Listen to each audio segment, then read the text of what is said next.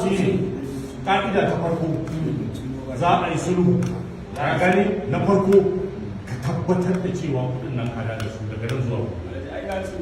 ba zai yi ba ai umarni nake ba umarni yake ba barabar shi ya bani a can inda ba a dawo a kai ba ku shi ya bani a can inda ba a dawo a dai abuwa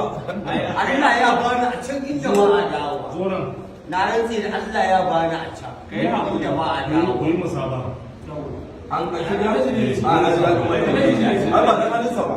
ba da hannunsa ba kuma ba da hannunsa ba ai shi bai isa ba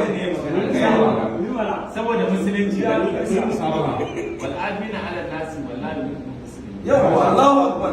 karbi kawo wani a ai ya sani ni nake magana na dade ba mu ayalin da yake magana ku yi musaba ai hakuri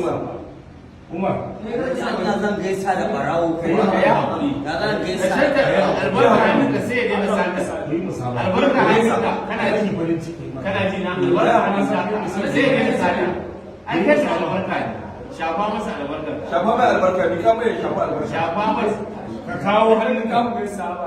ka kawo kawo hannun shafa ka masa albarka ai kai Shafa mai albarka ne Umar ai malajira yauwa ni wani ya shafa maka albarka ba ta wazo ba ai ne ka miƙa mana ka miƙo hannunka ka miƙo ya sa maka albarka